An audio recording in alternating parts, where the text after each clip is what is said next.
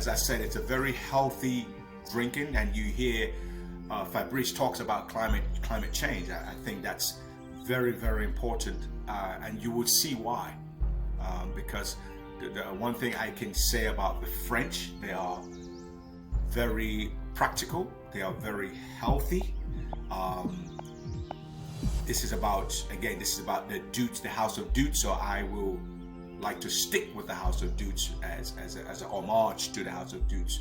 You can call me a love child of the House of Deutz, because every time I go to the Champagne region, Epinay, I am constantly being taught. It's like they bring out this. It's like always I'm sitting with professors, and I humble myself as a practitioner of champagne and listen, and just and it's more than just a champagne. It's more than just drinking the champagne. And I realize why people drink champagne. I do realize, and hopefully you will by the end of this show. So yes, back to you, sir. Thank you for healthy and waking up in the following morning, and no headache. It No has headaches. also, it No shows, headaches. goes back to viticulture and also winemaking. Obviously, we we don't use these in some instances to protect champagne from oxidation. You could be tempted to use a little bit of SO2, this sulfur sulfites, if you will, that you see on the label, because it's mandatory, but at Deutz it's infinitesimal, and so we are probably what you said about no hangover, no headache, no nothing is probably it shows the attachment to our company to be as close as possible to the fruit. Very natural. Um, we don't use, well, there is no correlation between obviously headache and the use of oak, but we have chosen. When I took over Deutz, I was thinking of experimenting with wood, but as you know, Oris, there is not a single barrel at Champagne Deutz. There are different schools of thought out there, but and they obviously we have a lot of respect for each and every school of thought, but it just happens that in the same vein of what I was trying to say about being as close as possible to the fruit, very natural. We are not using wood. It's a stainless steel, so we keep the freshness, and it doesn't obviously mean that we don't have that complexity, for God's sake. I mean, in this wine we have a lot of complexity, and a lot, but again it's very subtle, very natural, and it's just the And fruit. I noticed when I visited your factory, uh, there was a lot of stainless steel, and I'm glad you mentioned that. I didn't see any oak barrel like the old ways. I saw lots of, I saw the back Yeah. of the stainless steel one season, and It's I thought that was, yes. yeah. They if you Go ahead. walk in among the in the vat rooms, it seems it's quite impressive. But at the end of the day, compared to other companies, these are small vats, and obviously the vat room has been configured after the supplies. I mean, what we get from the different terroirs, because as I said, it's very important to us to respect the varietals. Obviously, we wouldn't mix the varietals. We wouldn't mix the different terroirs we get the fruit from, so that we have a very wide spectrum of terroirs to choose from when we organize the blend. So, at the end of the day, the vats seem to be big, but everything is relative. So it's very medium sized, and we are medium sized company anyway. So yeah. This is amazing. Thank you No, so much. oh, And I believe our third and ah, final. oh, the fifth, yes. Oh my goodness, the finale. It's just if you, Oh, I love our job because we're passionate about it. So ladies and gentlemen, this is the finale. Can you walk us through why I opened this? this bottle, Oris, the Amour de Deutz, Yes. is I created this cuvee. Actually, I was not the CEO of the company. I was sitting at the board, and I was already in love uh, uh, with the Blanc de Blanc at the Deutz. And with the chief winemaker, we decided to use part of my first vintage was 93. It was not considered as an exceptional vintage, but the Chardonnays were very good, and ideal for what I had in mind for this Amour de Deutz, for this wine, which eventually I named Amour de Deutz. It was a Chardonnay, very round, very supple, beautiful aromatics. So anyway, um, and to me, I wanted uh, to how would you say in English, sublimer, sublime expression, Sublime. have a sublime expression of the Chardonnay, which was grown at Champagne Deutz here. So mostly Grand Cru, as well, it applies for the entirety of the production anyway. So, but from this Côte de Blanc and a touch of Chardonnay from the mountain of Reims, where we are at the bottom of that hill. It's not a mountain, for God's sake, it's a hill. But we on the eastern part of it, which is more the kingdom for Pinot Noir, there are two villages where the Chardonnay gives a sublime fruit. Those two villages are called Villers-Marmerie, very difficult name, and Trepaille. And in that Amour de Deutz, it's typically, again, nothing is written in stone year after year, but it's 80% roughly of the Côte de Blanc, the famous Côte de Blanc, which stretches south of Epernay.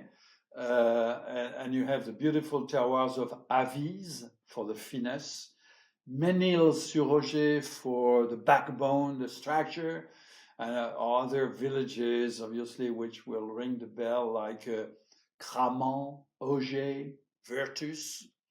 And those two, as I said, those two villages from the mountain of Reims, which will give to this Chardonnay, this Blanc de Blanc, this Amour de Deutz, and I would say, how would I phrase this? An additional dimension, if you will.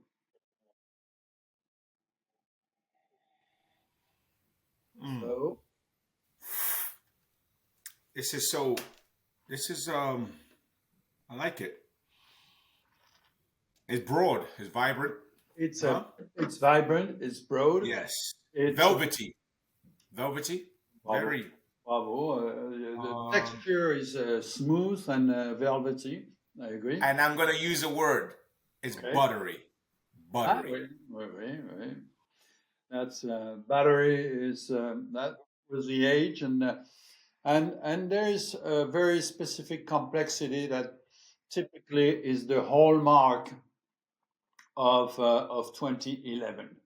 It's Okay. yes, it's a Do you, do you remember what happened in 2011 that year? Can you give um, us weather wise what uh, it was like? Was there it fear? it's I would not remember all the vicissitudes of the growing season in 2011, but what I do remember, it was bumpy. It was extremely difficult, and when the time came to pick the grapes, it was it was very. We picked the grapes relatively early, the first days of September. Here again, there is an impact of the global climate change, you know. So, and beginning of September, if my memory serves me well, for the Chardonnay, we started to pick the grapes on the 3rd of September. Again, the growing season was bumpy. And as a consequence, it was, well, that's a difficult word to say, heterogeneous. It was, how do you say that in English? Heterogeneous. Heterogeneous. Heterogeneous. Thank you. Yeah, heterogeneous. So, no, but it was complicated, and that also reflects the expertise of the Champenois, in all modesty, our own expertise, where you would have different levels of maturity, depending on the plot, depending on the varietal, and in some instances, so heterogeneity and between varietals, terroirs, on the same plot of vineyard, in the different rows of that same plot, and listen to this, heterogeneity also on the same plant. And even on each and every bunch of grapes, you would have berries still green and some very ripe. So that was the difficulty. I would have to send my people or our people in a specific plot of vineyard to pick the first 2 rows and then transplant that team to another plot of vineyard and come back the following day for the other rows of that same plot. It was extremely complicated in 2011. We had good maturity because the sun came back when we started picking the grapes, and we got, you know, healthy grapes. Acidity was on the low side. You know, the perfect balance when it comes to maturity, which, as you know, Oris, maturity is the combination of the two, sugar and acidity. And we need both, obviously, for a well-balanced champagne. So ideally, we would be looking for 10 grams of sugar, which means 10% of potential alcohol, and we would need 10 grams per liter of global acidity, tartric acid, acidity, and malic acid. In 2011, if my memory serves me right, we had about 10.5 of sugar, so very good level. Acidity was around 8, but it's still quite good. So we ended up with, as far as Chardonnay goes,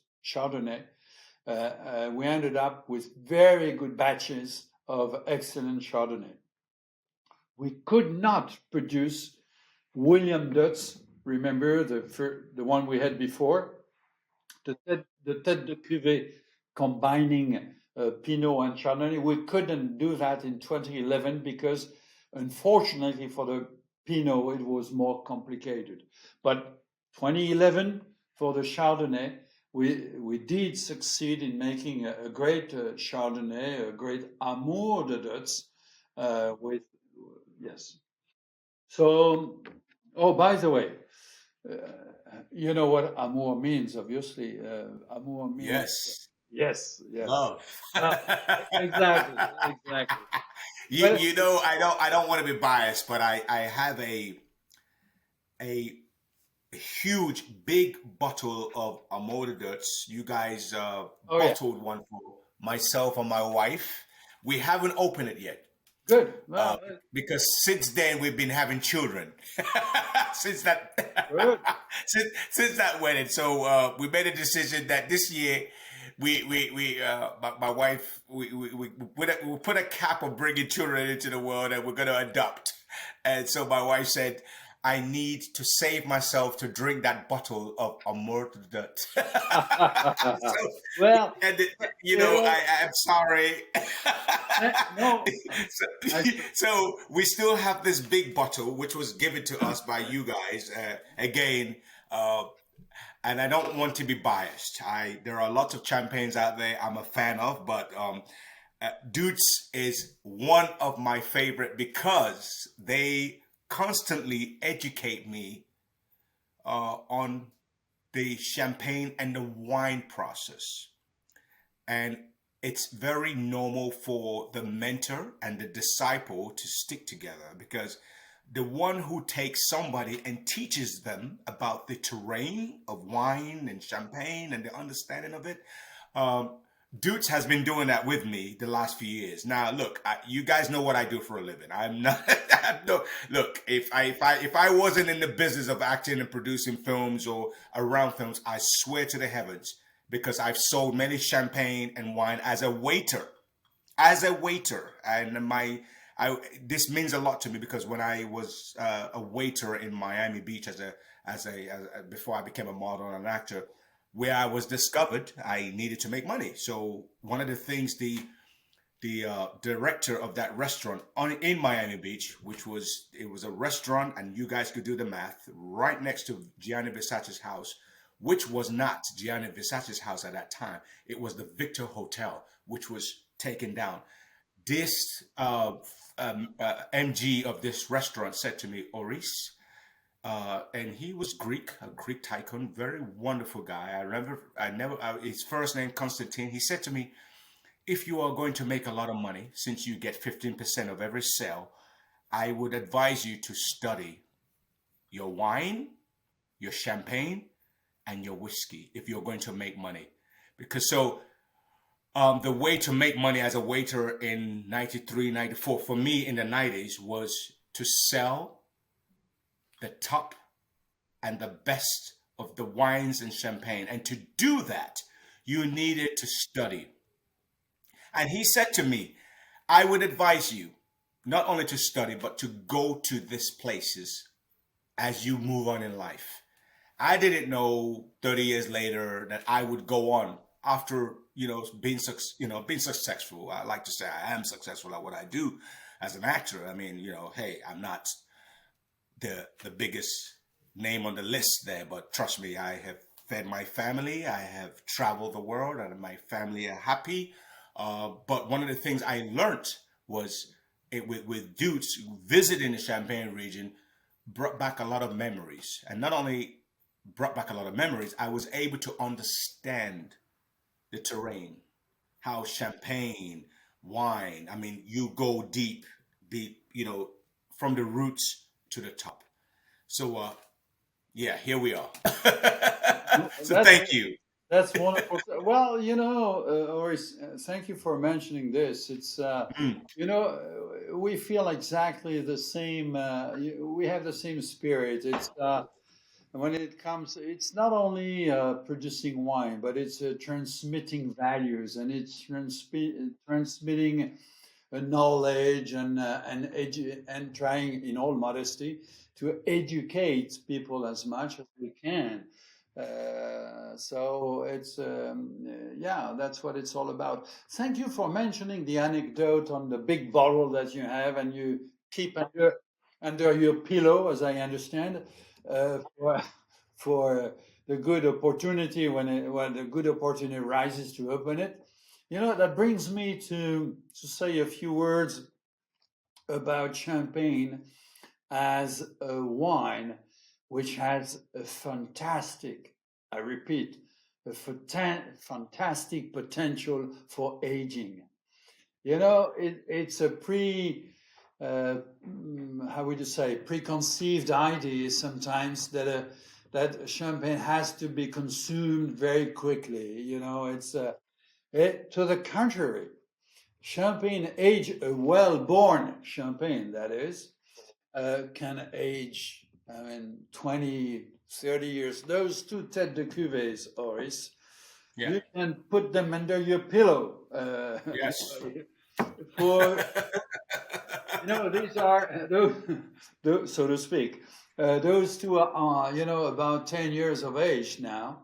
But that, obviously the spectrum of aromatics will change, but you can keep them 10 years, 20 years if you want to, and the wine is going to be spectacular. So it's we have at Deutz now. I have constituted with a winemaker a library of old vintages. We are constituting this patiently, year after year. But I'm a fan of older vintages, and it's just every bottle that we open is just a wonder. I'm going to take this opportunity as we round this up because since the last I met you, I've gone on to got married, 3 kids later. What has been your most memorable moment at Deutz? I mean, I have to go there. You've been doing this for almost 50 years. Of course, half of it at Paul Roger, and then here you are rounding up a figure. I mean, this is like, wow. It's an honor. It's an honor, ladies and gentlemen, to, I almost want to cry because if you leave now, whoever is going to have to step into your shoes is going to have to do magic. They're going to have to dance for me. It will be the other way around. I'm sitting and talking with the best. I mean, guys like you are the head of LVMH. No disrespect. You are in that category of men who probably would never have to work again for the rest of your life. But what has been your most memorable, laughing, funny moments at Deutz? I have to hear this. Well, almost 50 years. And Oris, it has been every single day, every single hour, every single minute has been just living in a dream. So I'm very privileged. I'm very privileged, but I realize I'm not answering a question. Probably. Probably, obviously what is fantastic is when I see the smile on the face of someone who is just having a sip of our champagne.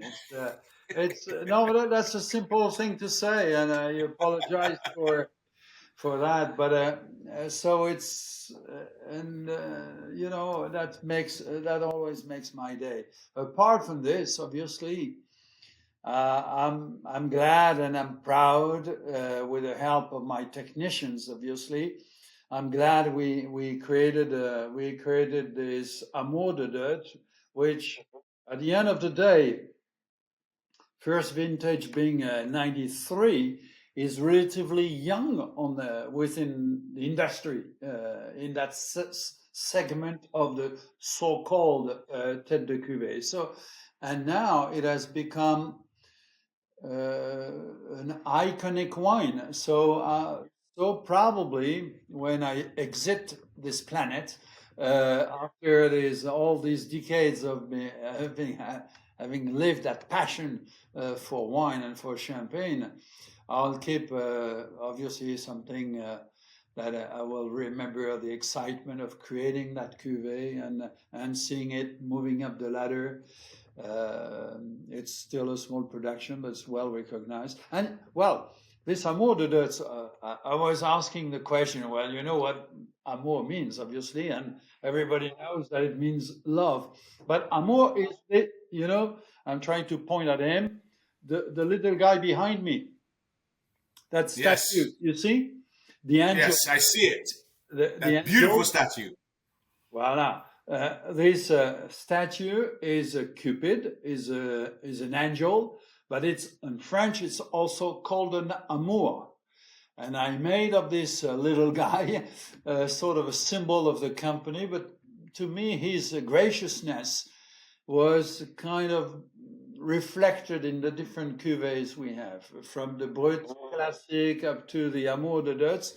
So I decided to name that cuvée, which would reflect best, I believe, the harmony, the elegance, and also the values of the company. And I decided to call that cuvée Amour de Deutz. So that's it was not marketing driven. It was just after this little guy here, and which is the symbol for the company. So, Wow. Amour de Deutz, it's to date is it's 183 years old, I believe. Correct? This brand. Champagne Deutz is, yeah, Yes. absolutely. It's 184 actually. There you go. Yeah. 184. So I was 1 year off. Now, 184 years old. Um, what do you think you have brought to this brand of that age? And also, where do you see the next 100 years of Amour de Deutz? Oh, well, first of all, when you are lucky, you have the chance, and you are very fortunate to take over the reins of such a beautiful company. The word humility, like any winemaker must have, is to melt into the scene, not impose yourself. We inherit of something, of values, of a culture, of a history. So we have to melt into the scene and brings as much as we can from our genes, from here, if you will. But to stick to the principles, to the values of the company. And if I take a certain pride, is to have united the people and hiring new people, who all of them have adhered to the same values. So I believe we have ensured a beautiful continuity of the principles that Monsieur William Deutz had established back at the beginning of the 19th century. So it's not about, taking pride in saying, well, when I took over, the company was producing 600,000 bottles, and now we are 2.8 million. And our next bottling is going to be over 3 million. We were just fortunate by sticking to these values, to have the support, the growing support of more and more grape growers and I would express how grateful I am towards all these grape growers who are bringing their grapes to us, knowing, well, simply we will make a good use of them. So we moved up the ladder. Not in volume. We are not driven by market share. We are driven by that obsession for quality. And in all modesty, that will sound a little bit pompous, and I apologize, but bringing as much as possible to the cause of Champagne. Wow. Fabrice Rosset, I would like to say you are definitely not only the force behind Deutz Champagne. Knowing what I know of you behind closed doors, you are the champion and the force behind the Champagne region of France and Epernay. I can't give you the awards we give in our world. I can't do that. But one of the things I can give you is thank you. I am very honored for a man who have been in the business for over 50 years. Of course, half of it split in different champagne companies and family. But at the end of the day, your passion, your love, the crazy controversy you have had to deal with. I have children, so trust me.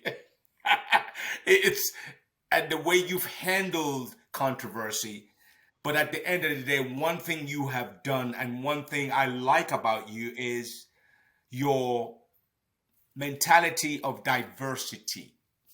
You know, you have a lot of women, a lot of different people from different backgrounds working with you. You're very kind, and these are things I hear on you know, in the Champagne region. You are a force. You're constantly fighting for the best of the region, and I hope anyone watching this will take note. Um, you would take note and understand what it is to stick with something and perfect it, and that is something Fabrice Rosset has done. And I would like to thank you. I am honored, and again, I'm going to say this: whoever is going to step into your shoes, because we can't do this forever. I can't do what I do forever. My kids will probably take over. Your kids will probably take over. They have a big shoes to fit. They have a lot of work to do. And you are very humble. You're very passionate. And I thank you for giving me this opportunity and making this one of my first Champagne edition of Oris Century. Fabrice, I thank you. If I had to write a check for you to say thank you, I don't think no money, no 00 could give you what I want to give you. But I could give you one thing, is my love, my heart, and to thank you, your family, and wish you endless success, because I know you're not going to do this for another 100 years. We could all wake up tomorrow and we hear that someone else is, you have stepped down and given it to someone else. And whoever that person is, I am looking forward to see what you are going to do. And I'm going to challenge you to take on this range all the way to another 100 years, because that's what we do. I was always taught that it's about legacy. It's not about the money. If you have a passion, passion is great. If you have faith, that's great. But it's about legacy. What are people going to remember when you've left the world? And that's where the legacy begins. It doesn't begin in this lifetime. It's what are you going to do to earn that right once you leave the world, for people to talk about you. And I can say one thing about you: you're amazing. I know a lot of the people that work with you, and they've said nothing but incredible and great things to you. And I thank you, sir. I thank you for your time. I thank you for this day. And I will continue to pray for you and your family, myself and the world. And of course, climate change. We need to continue working with that to the best of our ability. It's going to be tough, but we're going to continue to work with that. I thank you. Thank you, sir. Thank you so much. Thank you, Oris. It's thank you for all the kind words. And I was mentioning our modest contribution to the cause of Champagne, and yours also. We have to be, I'm not mandated by the champagne industry, but we also have to be grateful to you for doing this. Thank you so much. Oh, no, thank you. Thank you. Thank you so much. Thank you.